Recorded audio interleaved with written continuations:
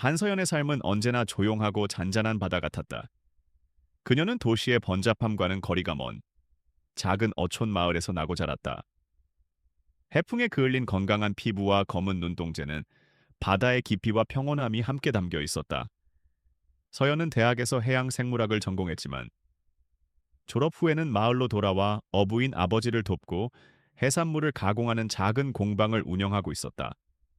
그녀의 삶은 단순했지만 그 속에는 자신만의 확고한 질서와 평화가 있었다. 그녀는 주변 사람들에게 항상 신뢰를 주는 존재였으며 특히 바다와 관련된 일에 있어서는 누구보다도 뛰어난 지식과 용기를 가지고 있었다. 그러나 그날 오후 모든 것이 예측 불가능하게 변했다. 오후 내내 하늘은 먹구름으로 뒤덮였고 바다는 거대한 괴물처럼 포효하기 시작했다. 거센 바람이 창문을 두들기고 파도는 방파제를 넘어 마을로 쏟아져 들어왔다. 사람들은 공포에 질려 집 안으로 숨어들었고 서연의 아버지 역시 배를 묶어두고 서둘러 집으로 돌아왔다. 이런 태풍은 처음 보네. 10년에 한 번 올까 말까 한 태풍이야. 아버지는 걱정스러운 표정으로 말했다. 서연은 창문 밖을 내다보며 불안한 마음을 감출 수 없었다. 그녀는 바다를 향해 쏟아지는 폭우 속에서 무언가 반짝이는 것을 보았다. 처음에는 그저 파도에 쓸려온 부유물이라 생각했지만 그 형체는 점점 더 뚜렷해졌다. 그것은 사람이었다. 온몸이 만신창이가 된 채 파도에 이리저리 휩쓸리며 해안가로 떠밀려 오고 있었다. 서연의 심장이 쿵하고 내려앉았다.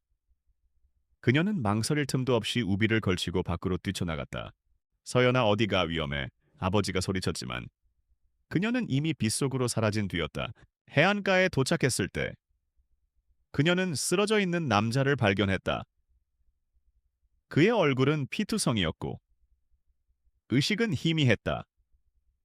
차가운 바닷물과 거센 비바람 속에서 그는 거의 숨을 거둔 상태였다. 서연은 그의 맥박을 확인하고 얕지만 아직 살아있는 숨결을 느꼈다.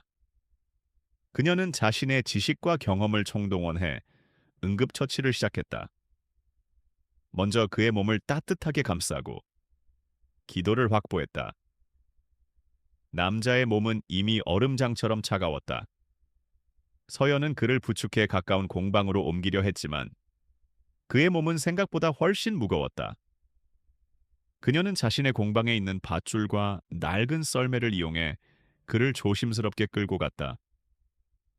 비바람이 몰아치는 와중에도 그녀는 필사적으로 남자를 구하려 했었다.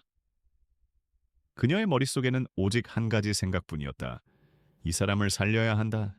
공방에 도착하자마자 서연은 그를 따뜻한 곳에 눕히고 젖은 옷을 벗긴 후 깨끗한 담요로 감쌌다. 그의 얼굴에는 깊은 상처가 있었고 몸에는 여러 곳에 멍이 들어 있었다. 그녀는 능숙하게 상처를 소독하고 지혈했다. 남자의 얼굴은 피와 흙으로 뒤덮여 있었지만 닦아내자 드러난 뚜렷한 이목구비는 그의 신분이 평범하지 않음을 짐작하게 했다. 그는 부유해 보였다. 그러나 지금은 모든 것을 잃은 채 삶과 죽음의 경계에 놓여 있었다. 서연은 남자의 상태를 계속 확인하며 밤새도록 간호했다. 그녀는 그에게 따뜻한 차를 조금씩 먹였고 그의 천이 떨어지지 않도록 계속 담요를 덮어주었다. 아버지는 서연의 무모한 행동을 꾸짖으면서도 그녀의 따뜻한 마음을 이해했다. 그래도 네가 아니었으면 이 친구는 틀림없이 죽었을 거야. 아버지는 중얼거렸다. 다음 날 아침 폭풍우가 잦아들자 남자는 눈을 떴다. 그의 눈동자는 혼란스러움과 공허함으로 가득 차 있었다. 그는 자신이 누구인지, 왜 여기에 있는지 전혀 기억하지 못했다. 서연은 조심스럽게 그에게 말을 걸었다. 괜찮으세요? 당신은 누구세요? 남자는 고통스러운 표정으로 고개를 저었다. 모르겠습니다. 아무것도 기억나지 않아요. 그의 목소리는 낮고 깊었지만 불안감이 역력했다. 서연은 그에게 따뜻한 죽을 건네주며 안심시켰다. 걱정 마세요. 안전해요. 제가 당신을 구했어요. 남자는 서연의 눈을 응시했다. 그녀의 눈은 거짓없는 진실함으로 빛나고 있었다. 그 순간 그의 마음속에 있던 경계심과 두려움이 조금씩 누그러졌다. 서연은 그에게 김민준이라는 가명을 지어주었다. 그가 기억을 되찾을 때까지 잠시 머물 수 있도록. 사실 이 남자는 대한민국 경제를 좌지우지하는 거대 기업 H그룹의 젊은 CEO 이준혁이었다. 그는 비상한 두뇌와 냉철한 판단력으로 H그룹을 세계적인 기업으로 성장시켰다. 그러나 그의 성공 뒤에는 수많은 질투와 음모가 도사리고 있었다. 바로 그의 사촌이자 H그룹 부회장인 김진우였다. 진우는 준혁의 뛰어난 능력과 아버지로부터 물려받은 경영권에 늘 불만을 품고 있었다. 그는 준혁을 제거하고 자신이 H그룹을 차지할 계획을 치밀하게 세웠다. 준혁이 이 사고를 당하게 된 것도 김진우의 음모 때문이었다. 김진우는 준혁의 전용 보트 사고를 철저하게 계획했고 준혁의 생존 가능성을 염두에 두지 않았다. 그는 준혁이 사라진 틈을 타 H그룹의 중요한 자산들을 빼돌리고 자신의 입지를 굳히기 시작했다. 그의 머릿속에는 오직 권력과 욕망만이 가득했다. 준혁은 자신의 신분을 모른 채 민준이라는 이름으로 서연의 집에서 새로운 삶을 시작했다. 그는 처음에는 모든 것이 낯설고 불편했지만 서연의 따뜻한 보살핌과 순수한 마음에 점차 익숙해져 갔다. 그는 그녀가 바다를 바라보며 해산물을 손질하고 작은 공방에서 정성스럽게 물건을 만드는 모습을 보며 깊은 감명을 받았다.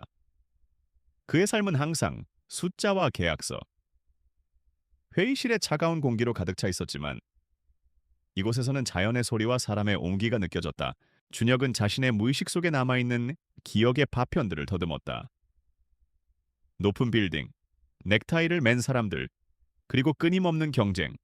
하지만 그 모든 것들은 마치 다른 사람의 이야기처럼 멀게만 느껴졌다. 그는 자신의 과거가 무엇이든 간에 지금 이 순간의 평온함이 더 소중하다고 느끼기 시작했다. 서연은 그에게 세상의 아름다움과 소박한 행복을 일깨워 주었다. 그들의 관계는 구세주와 환자에서 서로를 알아가는 두 사람의 관계로 서서히 발전해 나가고 있었다. 민주는 자신이 누구인지, 왜 이 작은 어촌 마을에 표류하게 되었는지 전혀 기억하지 못했다. 그의 머릿속은 텅 비어 있었지만 그의 몸은 낯선 환경에 놀라울 정도로 빠르게 적응하고 있었다. 그는 서연의 작은 집에서 지내며 그녀의 보살핌 속에서 조금씩 기력을 회복했다. 서연은 그가 불편하지 않도록 세심하게 배려했다. 매일 아침 따뜻한 미역국을 끓여주고 그가 혹시라도 다칠까 염려하며 바깥 활동을 자제시켰다. 민주는 서연의 배려에 감사함을 느끼면서도 자신의 무능력함에 답답함을 느꼈다. 그는 아무것도 할 수 없었다. 기억을 잃은 자신은 마치 세상에 처음 던져진 어린아이 같았다. 그는 자신이 원래 어떤 사람이었는지, 무슨 일을 하는 사람이었는지 알 수 없었다. 하지만 서연의 맑은 눈을 보며 그는 왠지 모를 편안함을 느꼈다. 그녀는 그에게 아무것도 요구하지 않았고 그저 그가 온전히 회복하기만을 바랐다. 어느 날 마을 사람들이 낡은 어선 한 척을 수리하는 것을 보고 민주는 저도 모르게 다가갔다. 어선은 오랫동안 방치되어 있었는지 여기저기 사가 있었고 엔진은 고장 나 있었다. 마을 사람들은 어떻게 수리해야 할지 몰라 답답해하고 있었다. 민주는 어선을 꼼꼼히 살피더니 망설임 없이 손을 뻗어 엔진 덮개를 열었다. 이 부분에 볼트가 느슨해져서 문제가 생긴 것 같습니다. 그의 손놀림은 전문가처럼 능숙했다. 그는 공구를 빌려 직접 볼트를 조이고 다른 부품들을 점검했다. 마을 사람들은 처음에는 그를 의아하게 쳐다봤지만 곧 그의 뛰어난 재능에 놀라움을 금치 못했다. 민주는 무슨 일이 있었는지 전혀 모르는 듯 그저 본능적으로 움직였다. 그는 어선을 수리하며 묘한 쾌감을 느꼈다. 마치 잊고 지냈던 자신의 일부를 되찾은 듯한 기분이었다. 서연은 그 모습을 보며 놀라움과 동시에 걱정스러운 마음이 들었다. 그는 분명 평범한 사람이 아니었다. 낡은 어선을 수리하는 그의 손길에서 그녀는 마치 거대한 기업의 프로젝트를 지휘하는 듯한 압도적인 카리스마를 느꼈다. 그는 자신의 기억을 잃었지만 그의 몸과 마음에는 여전히 성공과 성취를 갈망하는 본능이 남아 있었다. 며칠 후 마을에 갑작스러운 정전 사태가 발생했다. 오래된 전기 시설에 문제가 생긴 것이었다. 마을 사람들은 전기가 끊기자 발을 동동 굴렀다. 그때 민준이 나섰다. 그는 망설임 없이 전신주에 올라가 복잡하게 얽힌 전선을 살피기 시작했다. 이쪽 회로가 끊어졌네요. 그는 능숙하게 전선을 연결하고 차단기를 손봤다. 그의 손길이 닿자 마을 전체에 다시 불이 들어왔다. 사람들은 환호성을 질렀다. 민주는 그저 묵묵히 웃을 뿐이었다. 그는 자신이 이 일을 왜, 어떻게 할 수 있는지 전혀 알지 못했다. 그저 본능이 시키는 대로 했을 뿐이었다. 이런 일들이 반복되자 마을 사람들은 그를 만능꾼이라 부르며 따르기 시작했다. 그는 그들의 믿음과 존경을 받으며 자신도 모르는 사이에 마을의 중요한 존재가 되어갔다. 서연은 그런 그의 모습을 보며 복잡한 감정에 휩싸였다. 그녀는 그가 잃어버린 기억을 찾고 원래의 삶으로 돌아가야 한다는 것을 알고 있었다. 하지만 동시에 그녀는 그가 이 마을에 그리고 자신의 곁에 계속 머물러 주기를 바라는 이기적인 마음을 품고 있었다. 어느 날 저녁, 둘은 바닷가에 앉아 석양을 바라보았다. 붉게 물든 하늘과 잔잔한 파도 소리가 평화로웠다. 당신은 기억이 없어도 참 많은 것을 알고 있네요. 대단해요. 서연이 조용히 말했다. 민주는 쓴웃음을 지으며 대답했다. 모든 것을 잃었지만 몸이 기억하는 것들이 있네요. 하지만 머릿속은 텅 비었어요. 내가 누구였는지, 얼마나 많은 것을 잃었는지 알 수 없어요. 서연은 그의 손을 잡고 부드럽게 말했다. 과거가 없어도 괜찮아요. 당신은 지금 여기 있잖아요. 그리고 당신은 당신을 필요로 하는 사람들을 도울 수 있어요. 그것만으로도 충분해요. 그녀의 따뜻한 말 한마디에 민준의 가슴이 뭉클해졌다. 그는 그녀의 손을 꼭 잡았다. 그의 마음속에 묻혀있던 외로움과 공허함이 서연의 따뜻한 온기로 채워지는 듯했다. 그는 자신이 기억을 잃기 전 어떤 사람이었는지 알 수 없었지만 이 순간만큼은 자신이 세상에서 가장 행복한 사람이라고 느꼈다. 한편 서울의 H그룹은 혼란의 소용돌이에 휘말리고 있었다. 준혁의 실종 이후 부회장 김진우는 그를 대신해 그룹을 이끌기 시작했다. 그는 준혁의 사고를 단순한 우발적 사고로 위장하고 준혁의 부재를 이용해 자신의 권력을 강화했다. 그는 오랜 시간 동안 준비해온 계획을 하나씩 실행에 옮기기 시작했다. 김진우는 준혁의 측근들을 하나둘씩 내치고 자신의 사람들로 그 자리를 채웠다. 그는 준혁이 추진하던 미래 사업들을 중단시키고 자신의 이익을 위한 사업들로 대체했다. 그의 행동은 마치 먹이를 노리는 굶주린 하이에나와 같았다. 그는 준혁의 공백을 이용해 H그룹을 자신의 소나기에 넣으려 했다. 하지만 준혁의 비서였던 박상우는 김진우의 행동을 의심하기 시작했다. 그는 준혁의 사고가 우발적인 사고가 아닐 수도 있다고 생각했다. 준혁은 모든 것을 완벽하게 계획하는 사람이었다. 그런 그가 아무런 대비 없이 사고를 당할 리 없었다. 박상우는 김진우 몰래 준혁의 행방을 추적하기 시작했다. 그는 준혁의 마지막 행적을 조사하며 김진우의 음모를 파헤치기 위해 조용히 움직였다. 이 모든 혼란 속에서 민주는 여전히 평화로운 어촌 마을에서 서연과 함께 새로운 삶을 살고 있었다. 그는 도시의 삶을 완전히 잊은 채 바다의 소리와 사람들의 웃음소리 속에서 자신의 정체성을 찾아가고 있었다. 그는 이 순간이 영원할 것이라고 믿었다. 하지만 그의 잃어버린 과거는 마치 조용히 잠든 화산처럼 언젠가 폭발할 준비를 하고 있었다. 그리고 그 폭발은 그들의 평화로운 삶을 송두리째 뒤흔들게 될 것이었다. 김진우 부회장은 자신의 집무실에 앉아 준혁의 실종에 대한 보고서를 읽고 있었다. 그의 얼굴에는 미세한 미소마저 감돌고 있었다. 보고서에는 준혁의 전용 보트가 폭풍 후에 침몰했으며 시신은 발견되지 않았다는 내용이 담겨 있었다. 법적으로 사망 판결을 받기에는 시간이 걸리겠지만 진우는 준혁이 살아 돌아올 가능성이 희박하다고 확신했다. 그는 마치 거대한 체스판의 왕을 잡은 듯한 승리감에 도취되어 있었다. 준혁이는 이제 끝이야. H그룹은 이제 내 것이 될 거라고. 진우는 혼잣말을 중얼거렸다. 그의 야심은 끝이 없었다. 그는 준혁이 진행하던 모든 프로젝트를 중단시키고 자신의 이익을 위한 사업들을 추진했다. 특히 그는 준혁이 공들여 추진했던 친환경 에너지 사업을 전면 백지화하고 막대한 이권이 걸린 부동산 개발 사업을 강행했다. 이 부동산 개발 사업은 환경 파괴와 주민들의 이주 문제를 야기할 수 있었지만 진우는 아랑곳하지 않았다. 오직 자신의 주머니를 채우고 권력을 공고히 하는 것에만 몰두했다. 진우의 행동은 회사의 핵심 임원들과 직원들의 불안감을 증폭시켰다. 그들은 준혁의 냉철한 리더십과 뛰어난 비전이 사라진 빈자리를 절감하고 있었다. 준혁은 기업의 이윤뿐만 아니라 사회적 책임까지 고려하는 진정한 리더였지만 진우는 오직 자신의 탐욕만을 쫓는 폭군이었다. 이런 혼란 속에서도 박상우는 준혁의 행방을 끈질기게 추적하고 있었다. 그는 준혁이 마지막으로 머물렀던 별장의 CCTV 기록을 몰래 복사해 분석했다.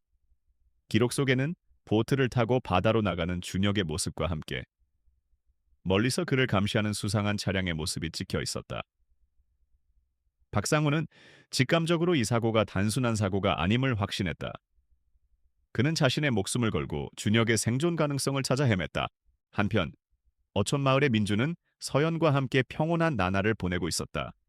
그는 서연의 작은 공방일을 도우며 새로운 삶에 익숙해져 갔다. 그는 그녀의 순수하고 강인한 마음에 깊은 감동을 받았다.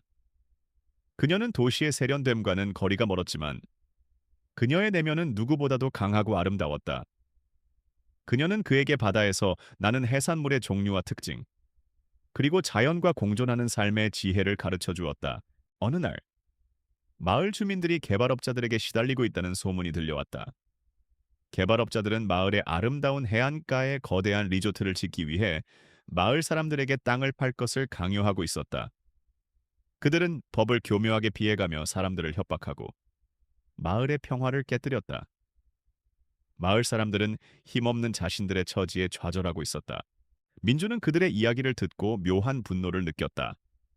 그의 머릿속에서는 이 모든 상황을 분석하고 해결책을 찾아내는 논리적인 회로가 작동하기 시작했다. 그는 개발업자들의 계약서를 자세히 살폈다. 계약서에는 독소 조항들이 숨어 있었고 그는 그 맹점들을 정확하게 찾아냈다. 그는 마을 사람들을 모아놓고 침착하게 말했다. 이 계약서는 불법적인 요소가 많습니다. 개발업자들이 주장하는 내용들은 법적 효력이 없습니다. 여러분은 그들의 협박에 굴복할 필요가 없습니다. 그의 말은 마을 사람들에게 한 줄기 빛과 같았다. 그들은 그의 지혜와 자신감에 감동했다. 민주는 변호사도 사업가도 아니었지만 그의 말에는 사람들을 이끄는 힘이 있었다. 그는 개발업자들과 직접 대면하여 그들의 불법 행위를 조목조목 지적했다. 민준의 논리적이고 빈틈없는 반박에 개발업자들은 당황했고 결국 한 발 물러설 수밖에 없었다. 이 사건을 계기로 민주는 마을 사람들의 절대적인 신뢰를 얻게 되었다. 서연은 그의 또 다른 면모를 보며 놀라움을 금치 못했다. 그는 잊고 지냈던 자신의 능력을 무의식적으로 발휘하고 있었다. 그의 머릿속에 담겨있던 방대한 지식과 뛰어난 분석력은 그가 기억을 잃었음에도 불구하고 여전히 작동하고 있었다. 그날 저녁, 민주는 서연과 함께 늦은 저녁 식사를 했다. 오늘 정말 멋있었어요. 당신은 누구였을까요? 이런 능력은 타고나는 것 같아요. 서연이 감탄하며 말했다. 민주는 씁쓸한 미소를 지었다. 모르겠습니다. 하지만 내가 누군가에게 도움이 될 수 있다는 사실에 기뻐요. 그는 서연의 손을 잡고 그녀의 눈을 깊이 들여다보았다. 당신 덕분이에요.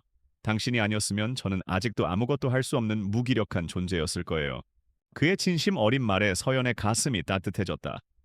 그들은 서로의 눈을 바라보며 깊은 유대감을 느꼈다. 그들의 관계는 단순한 구세주와 환자의 관계를 넘어 서로에게 없어서는 안 될 소중한 존재가 되어가고 있었다. 그러나 그들의 평화로운 행복은 오래가지 못할 운명이었다. 서울에서 벌어지는 김진우의 음모와 박상훈의 추적은 점점 더 민준이 있는 마을로 향하고 있었다. 그들은 자신들이 모르는 거대한 운명의 소용돌이에 휘말려 들어가고 있었다. 그들의 평화로운 삶은 이제 곧 끝을 구하게 될 것이었다. 서울 H그룹 본사. 박상훈은 자신의 사무실에서 늦은 시간까지 컴퓨터 화면을 들여다보고 있었다. 그의 눈은 충혈되어 있었지만 그의 의지는 꺾이지 않았다. 그는 준혁의 사고 현장 주변의 위성 사진과 교통 정보를 샅샅이 뒤졌다. 그리고 마침내 그는 아주 미세한 단서를 발견했다. 폭풍우가 몰아치던 그날, 사고 현장에서 10여 킬로미터 떨어진 해안가 도로에서 수상한 검은색 차량 한 대가 여러 차례 왕복하는 것이 포착된 것이다. 그 차량은 사고 직후에 사라졌다. 박상훈은 차량의 번호를 추적했다. 그리고 그 번호가 한 와장회사 명의로 등록되어 있음을 알아냈다. 위장회사는 김진우 부회장의 비서실과 연결되어 있었다. 박상훈은 심장이 쿵 하고 내려앉는 것을 느꼈다. 그의 의심은 확신으로 바뀌었다. 준혁의 사고는 김진우가 계획한 명백한 암살 시도였다. 하지만 그는 아직 이 사실을 공개할 수 없었다. 그의 손에는 증거가 부족했고 김진우는 이미 그룹의 모든 요직에 자신의 사람들을 심어놓은 상태였다. 성급하게 행동하다가는 역으로 제거될 위험이 있었다. 박상훈은 조용히 움직이기로 결정했다. 그는 김진우가 준혁의 실종을 이용해 어떤 음모를 꾸미고 있는지 파헤치기 시작했다.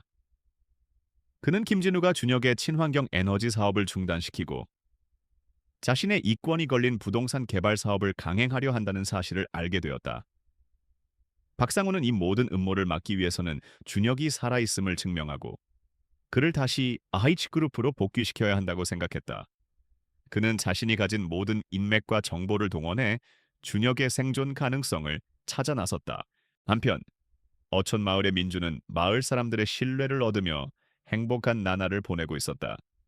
그는 서연의 공방 일을 도우며 소박한 삶의 기쁨을 느꼈다. 그는 더 이상 자신의 과거를 궁금해하지 않았다. 그는 이 순간이 영원할 것이라고 믿고 싶었다. 하지만 그의 잃어버린 과거는 그를 그냥 내버려 두지 않았다. 어느 날 오후, 서연과 민주는 바닷가에서 조개를 캐고 있었다. 그때 마을 사람들이 갑자기 몰려와 다급하게 외쳤다. 큰일 났어.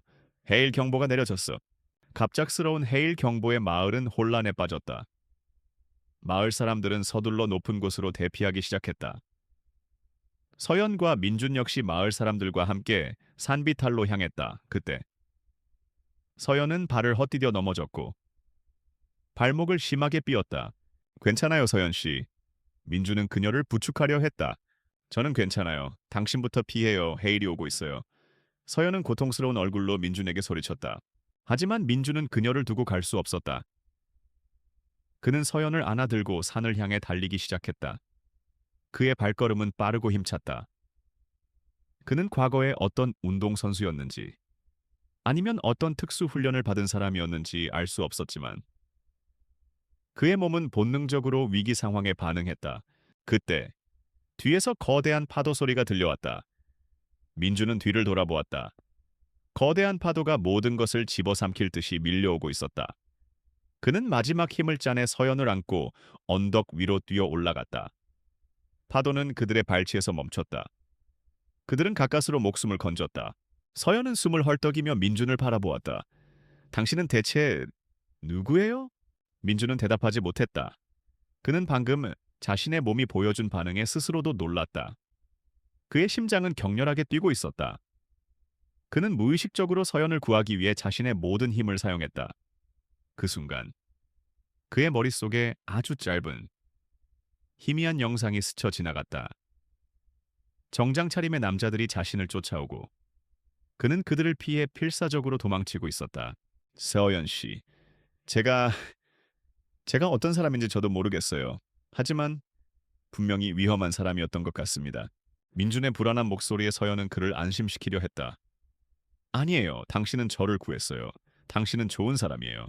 하지만 민준은 자신의 과거에 대한 불길한 예감을 떨칠 수 없었다. 그는 자신의 정체에 대해 점점 더 의문을 품게 되었다. 그는 자신이 기억을 잃기 전 어떤 위험한 일을 했던 것인지 궁금해졌다. 그리고 그 궁금증은 점차 두려움으로 변해갔다. 마을 사람들은 민준을 영웅으로 칭송했다. 그는 해일 경보를 무시하고 마을로 들어온 여행객들을 구하기 위해 다시 바닷가로 뛰어갔다.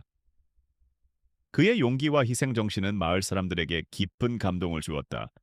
하지만 동시에 그의 정체에 대한 소문이 마을 전체에 퍼지기 시작했다. 저 사람, 평범한 사람이 아니야. 무슨 비밀을 숨기고 있는 것 같아. 사람들의 수군거림은 민준의 마음을 무겁게 짓눌렀다.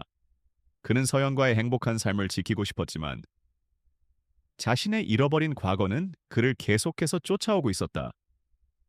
그는 이제 더 이상 이 마을에 머물 수 없다는 것을 직감적으로 느꼈다.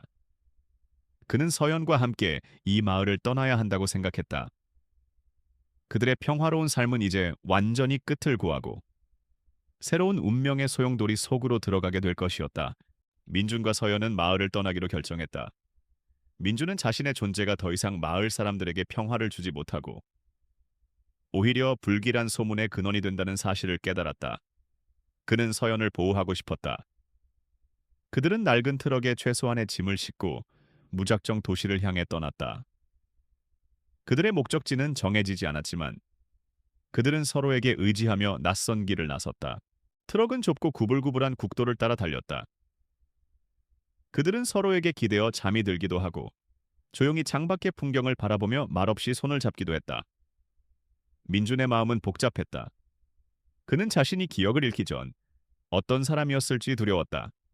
그러나 서연의 따뜻한 눈빛을 볼 때마다 그는 자신이 어떤 사람이든 간에 그녀와 함께라면 두려울 것이 없다는 확신을 얻었다. 밤이 깊어지고 그들은 한적한 휴게소에 차를 세웠다. 서연은 잠시 트럭에서 내려 몸을 풀었다. 민주는 그녀를 따라 내리려다 우연히 트럭 라디오에서 흘러나오는 뉴스를 들었다. 뉴스는 H그룹P의 부회장 김진우에 대한 내용이었다. H그룹P의 김진우 부회장이 최근 발표한 친환경 에너지 사업 백지화 결정이 업계에 큰 파장을 일으키고 있습니다. 이는 지난 1년간 H그룹의 젊은 CEO 이준혁이 공들여 추진해온 사업으로 이준혁, 그 이름이 민준의 뇌리를 강하게 스쳐 지나갔다. 그의 머릿속에 마치 번개가 치는 듯한 강렬한 통증이 밀려왔다. 그는 눈을 감고 머리를 부여잡았다. 단편적인 이미지들이 파노라마처럼 그의 눈앞을 스쳐 지나갔다.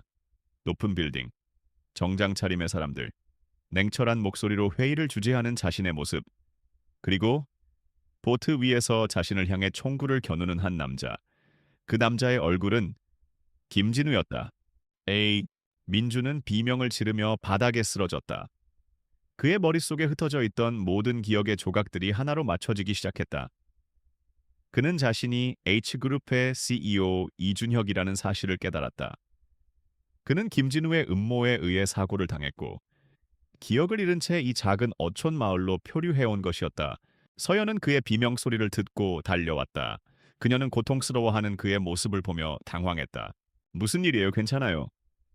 서연은 그의 땀으로 축축한 이마를 닦아주었다. 민주는 서연의 손을 잡고 그녀를 바라보았다. 그의 눈에는 더 이상 공허함이 없었다.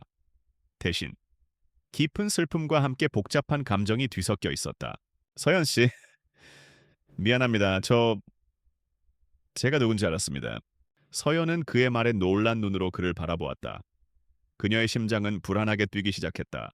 저는 H그룹의 CEO 이준혁입니다. 제 사촌인 김진우가 저를 죽이려고 했어요. 보트 사고는 우연이 아니었습니다. 그는 저를 죽이고 H그룹을 차지하려고 했어요. 준혁의 목소리는 떨리고 있었다. 그는 자신의 손을 바라보며 깊은 절망감에 휩싸였다.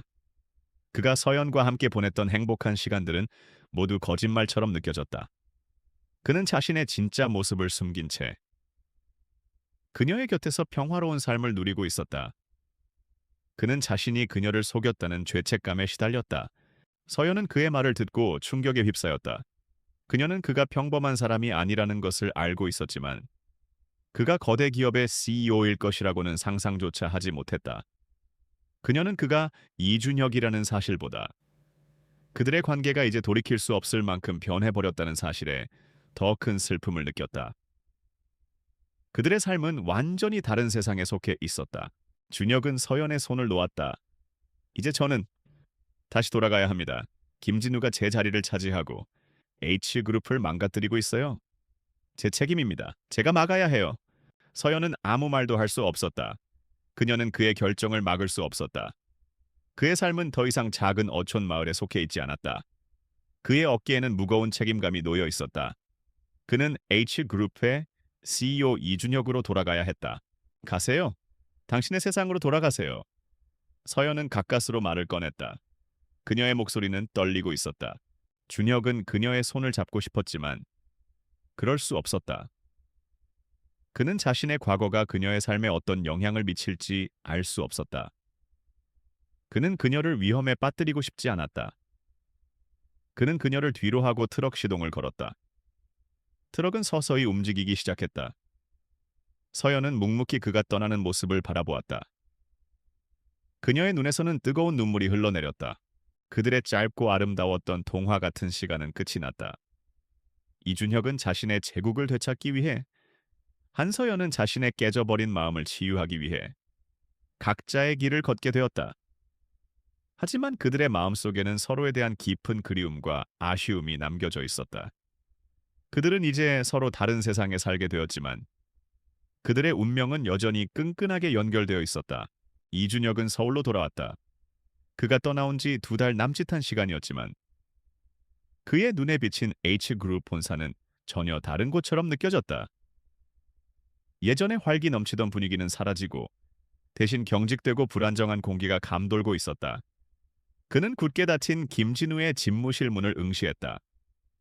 그의 심장은 복수심과 함께 자신의 부재로 인해 흔들리는 회사를 바로잡아야 한다는 책임감으로 뜨겁게 타오르고 있었다.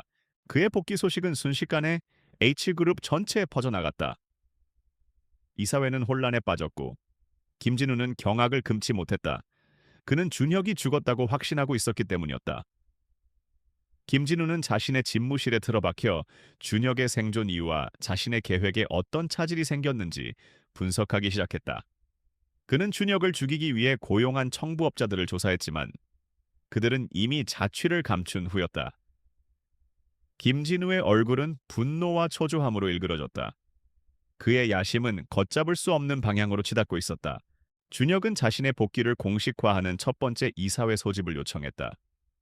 그는 이사회에 참석하기 전 가장 먼저 자신의 비서 박상훈을 만났다. 박상훈은 준혁의 생존에 눈물을 흘리며 기뻐했다.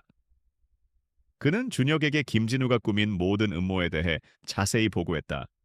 친환경 에너지 사업 백지화, 부동산 개발 사업 강행, 그리고 자신의 측근들을 내치고 자신의 사람들을 심은 것까지. 준혁은 모든 것을 침착하게 들었다. 그의 얼굴은 무표정했지만 그의 눈은 차가운 분노로 빛나고 있었다. 박 비서, 그동안 수고 많았네. 이제부터 우리의 진짜 전쟁이 시작될 거야. 이사회는 긴장감으로 가득 차 있었다. 이준혁은 이사회 의장석에 앉아 자신의 존재감을 드러냈다. 그의 눈빛은 날카로웠고 그의 목소리는 확신에 차 있었다. 그는 먼저 H그룹이 직면한 위기와 김진우가 추진했던 부당한 사업들에 대해 조목조목 지적했다. H그룹은 이윤만을 쫓는 기업이 아닙니다. 우리는 사회적 책임을 다해야 합니다. 김진우 부회장이 추진했던 부동산 개발 사업은 우리의 기업 철학을 정면으로 위배하는 것입니다. 이 사업은 즉각 중단되어야 합니다. 그의 단호한 말에 이사회는 술렁였다. 일부 이사들은 김진우의 편에 서서 준혁을 반박하려 했지만 준혁은 그들의 모든 논리를 완벽하게 반박했다. 그는 이미 김진우가 저지른 모든 부당한 거래와 불법적인 행위들에 대한 증거를 수집하고 있었다. 그는 그들에게 선택권을 주었다. 진실과 정의를 따를 것인가? 아니면 부패한 권력에 굴복할 것인가? 준혁의 등장으로 인해 김진우는 궁지에 몰렸다. 그는 준혁이 자신을 이사회에서 축출하려 한다는 사실을 깨달았다.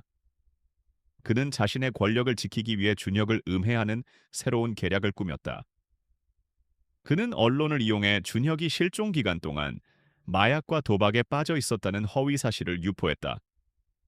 또한 그는 준혁의 약점을 잡기 위해 그의 과거를 파헤치기 시작했다. 그는 준혁이 기억을 잃고 어촌 마을에서 지냈다는 사실을 알게 되었다.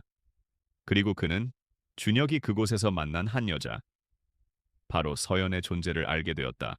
이준혁이 평범한 시골 여자와 만났다고 이 기회를 놓칠 수 없지. 김진우는 비열한 미소를 지었다. 그는 준혁의 이미지를 실추시키고 그가 사생활 문제로 그룹의 명예를 실추시켰다는 여론을 조성하기 위해 서연을 이용하기로 마음먹었다. 그는 사설 탐정을 고용해 서연의 신상 정보를 파헤쳤다.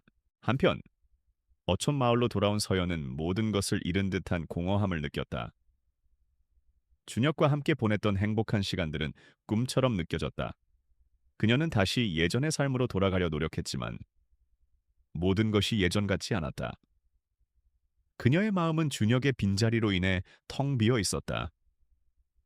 그녀는 그가 떠난 후에야 비로소 자신이 그를 얼마나 깊이 사랑하고 있었는지 깨달았다. 서연은 자신의 감정에 굴복하지 않기로 했다. 그녀는 준혁의 세계와 자신의 세계가 얼마나 다른지 깨달았다.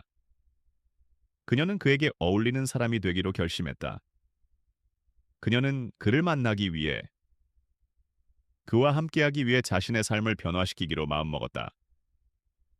그녀는 대학에서 배운 지식을 활용해 해산물 가공 공방을 현대화하고 더 넓은 시장으로 진출하기 위한 사업 계획을 세우기 시작했다. 그녀는 자신의 부족함을 채우기 위해 모든 노력을 기울였다. 어느 날, 서연은 마을 주민들이 준혁에 대한 부정적인 기사를 읽고 수군거리는 것을 들었다. H그룹의 이준혁 회장이 실종 기간 동안 문란한 사생활을 보냈다고 하네. 그녀는 기사를 보며 분노를 느꼈다. 그녀는 준혁이 어떤 사람인지 누구보다 잘 알고 있었다. 그는 절대 그런 사람이 아니었다. 이 모든 것이 그를 음해하려는 누군가의 계략임을 직감적으로 느꼈다.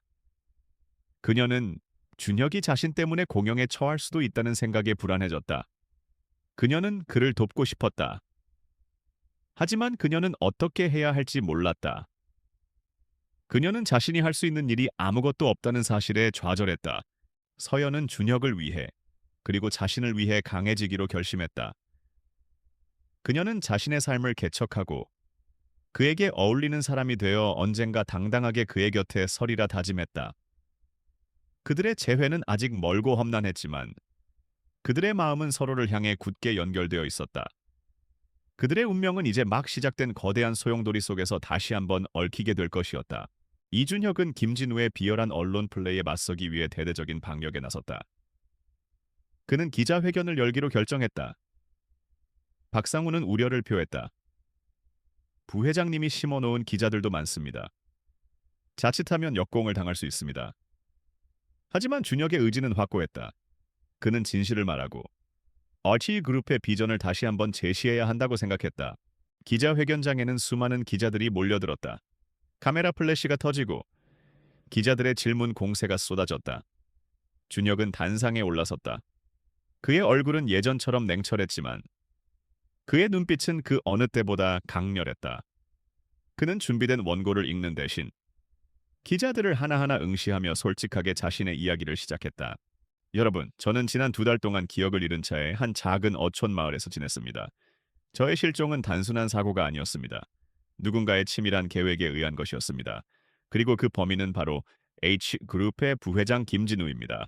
기자회견장은 순식간에 술렁였다.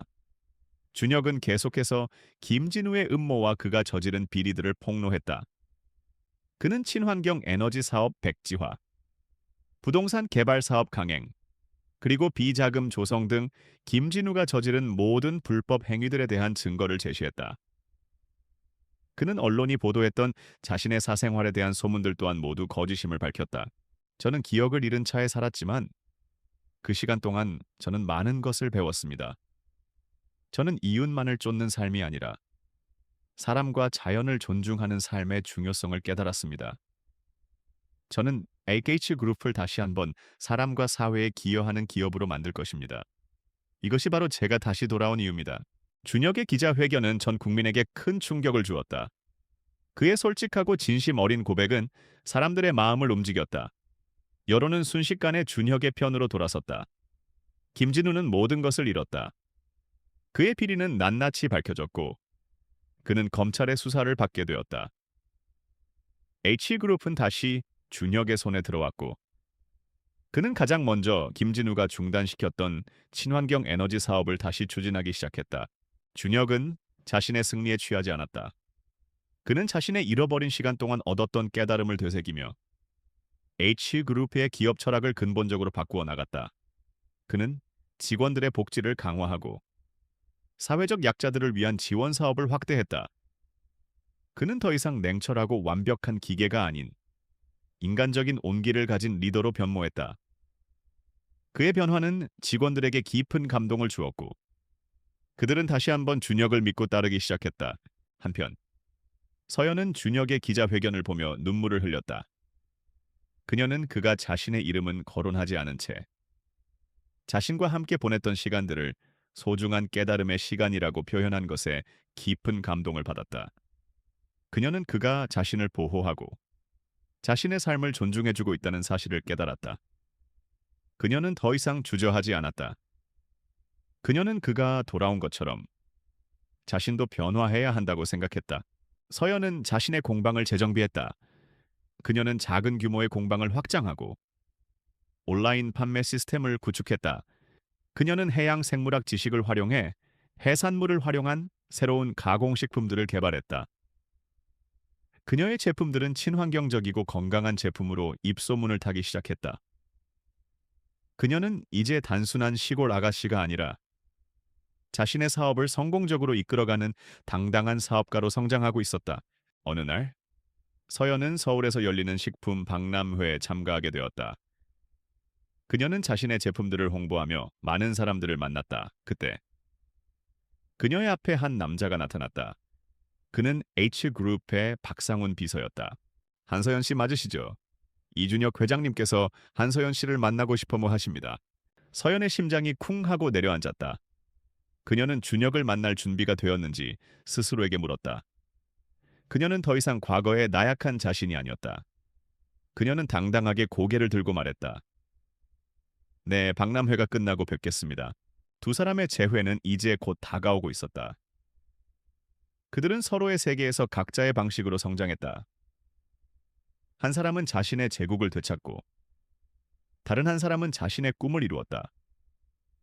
그들은 이제 더 이상 서로에게 의지하는 존재가 아닌 서로를 존중하고 응원하는 동등한 존재로 다시 만나게 될 것이었다. 그들의 사랑은 이제 막 새로운 시작을 알리고 있었다. 이준혁은 기자회견 이후로도 매일 숨 막히는 일정들을 소화해내고 있었다.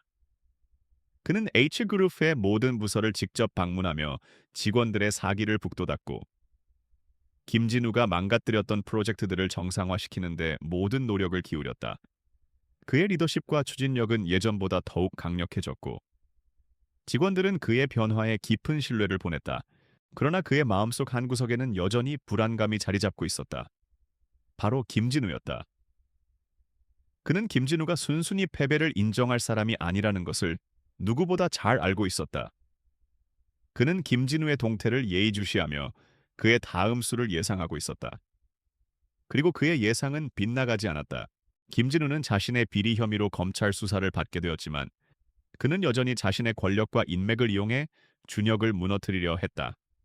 그는 준혁의 사생활을 폭로하기 위해 고용했던 사설 탐정에게서 충격적인 보고를 받았다. 바로 준혁이 실종 기간 동안 기억을 잃고 한 여자와 함께 지냈다는 사실이었다. 이준혁이 기억을 잃었다고. 김진우는 입가에 비열한 미소를 지었다. 그는 준혁의 기억상실증을 이용해 그를 정신적으로 불안정한 사람으로 몰아갈 계획을 세웠다. 그는 준혁의 기억상실을 증명할 수 있는 사람, 즉 서연의 존재를 이용하기로 했다. 그는 언론에 준혁이 정신질환을 앓고 있다는 루머를 퍼뜨리기 시작했다. 허이츠그룹의 이준혁 회장이 심각한 정신질환을 앓고 있으며 이는 기업 경영에 치명적인 영향을 미칠 수 있다. 루머는 순식간에 퍼져나갔다. H그룹의 주가는 폭락했고 투자자들은 불안감에 휩싸였다. 준혁은 자신의 결백을 증명하기 위해 정신과 진단서를 공개했지만 김진우는 이미 준혁이 잊고 지냈던 기억상실의 증거를 내세우며 그를 비난했다. 준혁은 궁지에 몰렸다. 그는 자신의 결백을 증명하고 김진우의 음모를 완전히 무너뜨리기 위해 그가 기억을 잃었던 시간에 함께 있었던 단 한 사람, 서연의 증언이 필요하다는 것을 깨달았다. 준혁은 박상훈에게 서연을 찾아달라고 부탁했다. 박상훈은 이미 서연이 서울에서 열리는 식품 박람회에 참가하고 있다는 사실을 알고 있었다. 그는 준혁에게 서연의 위치를 알려주었다. 준혁은 모든 것을 뒤로하고 서연을 만나기 위해 박람회장으로 향했다. 한편 박람회장에서는 서연이 자신의 부스에서 제품들을 홍보하고 있었다. 그녀의 부스는 사람들의 발길이 끊이지 않았다. 그녀는 이제 더 이상 수줍은 시골 아가씨가 아니었다. 그녀는 당당하고 자신감 넘치는 사업가였다. 그녀는 자신의 사업을 확장하고 더 넓은 세상으로 나아가기 위해 노력했다. 그때 그녀의 앞에 준혁이 나타났다. 서연은 그를 보자마자 심장이 멎는 듯했다. 그는 여전히 예전처럼 멋있었지만 그의 얼굴에는 지친 기색이 역력했다. 그들의 눈이 마주쳤다. 긴 침묵이 흘렀다. 그들의 눈빛은 그리움과 함께 복잡한 감정들을 담고 있었다. 서연 씨, 준혁이 먼저 입을 열었다. 그의 목소리는 떨리고 있었다. 서연은 아무 말도 할 수 없었다. 그녀는 그가 왜 자신을 찾아왔는지 알고 있었다. 그녀는 그를 외면하고 싶었지만 그럴 수 없었다. 그녀는 그를 사랑했다. 준혁은 그녀의 손을 잡고 말했다. 서연 씨, 저 좀 도와주세요. 김진우가 제 기억 상실증을 이용해 저를 무너뜨리려 하고 있습니다. 저는 당신의 증언이 필요합니다. 당신이 제가 기억을 잃은 채 평범하게 살았다는 것을 증명해 주셔야 합니다. 서연은 그의 말을 듣고 잠시 망설였다. 그녀는 다시 그의 삶에 개입하고 싶지 않았다. 그녀는 그를 돕는다면 다시 한번 그의 세계에 휘말리게 될 것이라는 것을 알고 있었다. 하지만 그녀는 그의 눈에서 절박함을 보았다. 그녀는 그를 외면할 수 없었다. 그녀는 그를 믿었다. 그녀는 그를 사랑했다. 알겠습니다. 제가 증언할게요. 하지만 조건이 있어요. 준혁은 그녀의 말에 놀랐다. 그는 그녀가 어떤 조건을 내세울지 예상하지 못했다. 저는 더 이상 당신의 도움만 받는 약한 존재가 아닙니다. 저는 이제 당신과 동등한 위치에서 당신을 도울 수 있는 사람이 되고 싶습니다. 저는 저의 방식대로 당신을 도울 겁니다. 서연의 눈빛은 강렬했다. 그녀는 더 이상 과거의 서연이 아니었다. 그녀는 자신의 삶을 스스로 개척해 나가고 있었다. 준혁은 그녀의 변화에 깊은 감명을 받았다.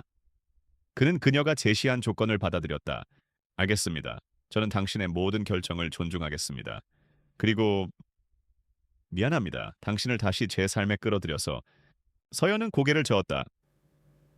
아니요. 당신이 아니었다면 저는 여기까지 오지 못했을 거예요. 당신은 저에게 삶의 새로운 방향을 제시해 주었어요. 감사합니다, 준혁 씨. 그들의 대화는 짧았지만 그들의 마음은 다시 한번 서로에게 연결되었다. 그들은 이제 더 이상 과거의 연인이 아닌 서로를 존중하고 응원하는 동등한 파트너가 되었다.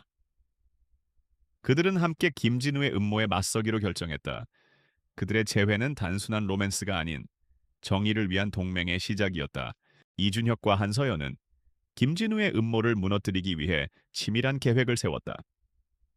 서연은 준혁의 잃어버린 기억을 증명할 수 있는 결정적인 증거를 찾아보기로 했다. 그녀는 준혁과 함께 지냈던 시간들을 되짚어 보았다. 그때 그녀는 민준이 무의식적으로 했던 행동들을 떠올렸다. 그는 항상 중요한 결정을 내릴 때 낡은 노트에 메모하는 습관이 있었다. 서연은 그 노트가 준혁의 기억 상실을 증명할 수 있는 중요한 단서가 될 수도 있다고 생각했다. 서연은 준혁에게 이 사실을 알리고 그들은 함께 그녀의 집으로 향했다. 서연의 집은 여전히 예전처럼 따뜻하고 평화로웠다. 준혁은 그곳에 들어서는 순간 잊고 지냈던 평온한 감정들이 밀려오는 것을 느꼈다. 그는 서연의 안내를 따라 자신의 방으로 들어갔다. 방 한구석에 놓여있던 낡은 상자 속에서 서연은 낡은 노트를 찾아냈다. 노트 속에는 삐뚤빼뚤한 글씨로 쓰인 메모들이 가득했다. 그것들은 준혁이 기억을 잃은 채로 마을 사람들을 도왔던 일들에 대한 기록이었다. 어선수리, 전기시설 복구, 그리고 마을 개발업자들과의 법적 다툼까지 노트에는 이 모든 과정들이 논리적이고 체계적으로 정리되어 있었다. 특히 개발업자들과의 다툼에 대한 기록은 그들의 불법 행위들을 증명할 수 있는 결정적인 증거들이 담겨 있었다. 준혁은 노트를 읽으며 깊은 감동을 받았다. 그는 자신이 기억을 잃은 상태에서도 자신의 본능과 능력을 발휘했다는 사실에 놀라움을 금치 못했다. 그리고 그는 서연이 자신을 얼마나 세심하게 보살펴왔는지 깨달았다. 그녀는 그가 잊어버린 모든 순간들을 기록하고 있었다. 그녀의 사랑과 헌신이 담긴 노트는 그에게 가장 소중한 보물이 되었다. 한편 김진우는 준혁과 서연의 재회 소식을 듣고 초조해졌다. 그는 준혁이 서연의 증언을 이용해 자신의 음모를 폭로할 것이라고 예상했다. 그는 준혁이 기자회견을 열기도 전에 모든 것을 끝내버리기로 결심했다. 그는 준혁이 없는 tum을 타 H그룹의 이사회 긴급 소집을 요구했다. 그의 목표는 단 하나. 준혁을 이사회에서 축출하고 자신이 H그룹의 회장 자리에 오르는 것이었다. 긴급 이사회는 긴장감으로 가득 차 있었다. 김진우는 이사회 의장석에 앉아 거만한 표정으로 준혁을 기다렸다. 그는 이사들에게 준혁의 정신적 불안정성을 강조하며 그가 더 이상 H그룹의 수장 자리에 어울리지 않는다고 주장했다. 여러분, 이준혁 회장은 심각한 기억상실증을 앓고 있습니다. 그런 사람이 어떻게 수십조 원의 기업을 운영할 수 있겠습니까? 지금이야말로 H그룹의 미래를 위해 새로운 리더를 선출해야 할 때입니다. 그때 이사회실의 문이 열리고 준혁이 들어섰다. 그의 옆에는 서연이 당당한 모습으로 서 있었다. 준혁은 이사들을 향해 고개를 숙였다. 여러분, 제가 잠시 자리를 비운 동안 혼란을 드린 점 깊이 사과드립니다. 하지만 김진우 부회장이 주장하는 것처럼 저에게는 아무런 문제가 없습니다. 오히려 그는 자신의 탐욕을 위해 저를 음해하고 회사를 사유화하려 했습니다. 준혁의 말에 김진우는 분노를 참지 못했다. 무슨 헛소리야? 네가 정신이 온전하다는 증거가 어디 있나? 준혁은 서연의 손을 잡고 말했다. 이분이 바로 저의 증거입니다. 한서연 씨는 제가 기억을 잃었던 모든 시간을 함께했습니다. 그리고 그녀는 제가 기억을 잃은 채 썼던 이 노트를 가지고 있습니다. 준혁은 서연의 손에 들려있던 노트를 들어 올렸다. 이사회 이사들은 노트에 담긴 내용을 확인하고 경악을 금치 못했다. 노트에는 준혁이 기억을 잃은 상태에서도 보여주었던 뛰어난 논리력과 문제 해결 능력, 그리고 김진우의 비리와 관련된 결정적인 증거들이 담겨 있었다. 서연은 당당하게 이사들을 향해 말했다. 저는 이준혁 회장님을 처음 만났을 때 그가 아무것도 기억하지 못한다는 사실을 알았습니다. 하지만 그는 자신의 과거가 무엇인지 모르는 상태에서도 자신을 필요로 하는 사람들을 위해 아낌없이 자신의 능력을 사용했습니다. 그는 진정한 리더였습니다. 김진우 부회장님과는 달리 자신의 이익이 아닌 타인을 위한 삶을 살았습니다. 그녀의 진심 어린 증언은 모든 이사들의 마음을 움직였다. 김진우는 궁지에 몰렸다. 그의 비리와 음모는 낱낱이 밝혀졌고 그는 더 이상 자신의 입지를 지킬 수 없게 되었다. 결국 이사회는 김진우를 부회장직에서 해임하고 그의 모든 권한을 박탈했다. 김진우는 무릎을 꿇고 절규했다. 그의 야심과 탐욕은 결국 그를 파멸로 이끌었다. 준혁은 그의 비참한 모습을 보며 연민보다는 허무함을 느꼈다. 그는 모든 것을 얻었지만 가장 중요한 것을 잃었다. 바로 인간적인 따뜻함이었다. 준혁은 서연의 손을 잡고 이사회실을 나섰다. 그들의 얼굴에는 승리의 미소 대신 진정한 평화와 안도감이 깃들어 있었다. 그들은 이제 더 이상 과거의 아픔에 얽매이지 않고 새로운 미래를 향해 나아갈 준비가 되어 있었다. 그들의 사랑은 이제 막 시작된 새로운 장의 첫 페이지를 열고 있었다. 김진우의 몰락 이후 이준혁은 H그룹의 모든 것을 바로잡는 데 온 힘을 쏟았다. 그는 김진우가 추진했던 부당한 사업들을 모두 철회하고 친환경 에너지 사업에 다시 막대한 투자를 감행했다. 그는 기업의 이윤보다 사회적 가치를 우선시하는 경영 방침을 세웠다. 그의 진심 어린 노력은 H그룹의 모든 직원들에게 깊은 감동을 주었고 그들은 다시 한번 회사를 위해 최선을 다하기 시작했다. H그룹은 이제 단순히 돈을 버는 기업을 넘어 사람과 사회를 위한 기업으로 거듭나고 있었다. 준혁은 자신의 성공이 오직 자신의 노력만으로 이루어진 것이 아니라는 것을 잘 알고 있었다. 그는 자신이 기억을 잃은 시간 동안 서연이 자신에게 보여주었던 순수한 사랑과 헌신을 잊을 수 없었다. 그녀는 그에게 삶의 새로운 의미를 일깨워 주었고 그가 잃어버린 인간적인 면모를 되찾게 해주었다. 그는 자신의 제국을 되찾았지만 그의 마음속에는 여전히 서연의 빈자리가 크게 남아 있었다. 어느 날 준혁은 모든 것을 뒤로하고 서연이 있는 어촌 마을로 향했다. 그는 그녀를 다시 만나고 싶었다. 그는 그녀에게 진심으로 감사하고 그녀에게 자신의 마음을 고백하고 싶었다. 그는 그녀의 삶을 망가뜨리고 싶지 않았지만 더 이상 그녀를 떠나보낼 수 없었다. 그는 그녀의 작은 공방 앞에 섰다. 서연은 여전히 그곳에서 일하고 있었다. 그녀의 얼굴은 예전보다 더 밝고 당당해 보였다. 그녀는 자신의 꿈을 이루고 자신의 삶을 개척해 나가고 있었다. 서연은 준혁을 발견하고 놀랐지만 이내 평정을 되찾았다. 그녀는 그에게 미소를 지으며 다가왔다. 여긴 어떻게 오셨어요? 바쁘실 텐데. 준혁은 그녀의 손을 잡고 말했다. 보고 싶어서 왔습니다. 서연의 심장이 쿵 하고 내려앉았다. 그녀는 그의 진심 어린 눈빛을 읽을 수 있었다. 그들의 눈은 서로에게서 한참을 머물렀다. 그들은 그동안 서로에게 말하지 못했던 많은 감정들을 눈빛으로 나누었다. 서연 씨, 제가 기억을 잃었을 때 저는 아무것도 아니었습니다. 하지만 당신은 저를 있는 그대로 받아주었습니다. 당신은 저에게 삶의 새로운 의미를 가르쳐 주었습니다. 저는 당신 덕분에 다시 태어났습니다. 그리고 이제 저는 당신 없이는 살 수 없다는 것을 깨달았습니다. 준혁은 주머니에서 작은 상자를 꺼냈다. 상자 안에는 빛나는 다이아몬드 반지가 들어 있었다. 그는 무릎을 꿇고 그녀를 향해 말했다. 한서연 씨, 저와 결혼해 주시겠습니까? 저는 이제 당신의 세계와 저의 세계를 하나로 만들고 싶습니다. 당신과 함께라면 저는 세상에서 가장 행복한 사람이 될 것입니다. 서연의 눈에서는 뜨거운 눈물이 흘러내렸다. 그녀는 준혁의 진심을 느낄 수 있었다. 그녀는 그가 자신의 모든 것을 가진 사람이지만 가장 중요한 것은 그녀였다는 것을 깨달았다. 그녀는 고개를 끄덕였다.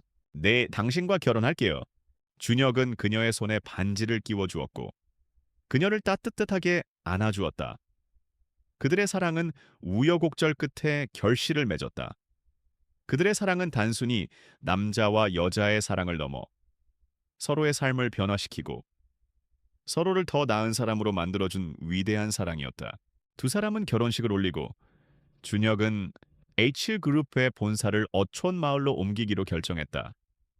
그는 첨단 기술과 자연이 공존하는 새로운 형태의 기업을 만들고 싶었다. 그는 마을 사람들과 함께 친환경 에너지 사업을 추진하고 마을을 아름다운 관광지로 개발했다. 그는 서연과 함께 어촌 마을에서 새로운 삶을 시작했다. 그들의 삶은 도시의 화려함 대신 자연의 아름다움과 사람들의 따뜻함으로 가득 차 있었다. 그들은 서로의 손을 잡고 행복한 미소를 지었다. 그들의 이야기는 이제 막 시작된 새로운 동화의 첫 페이지였다.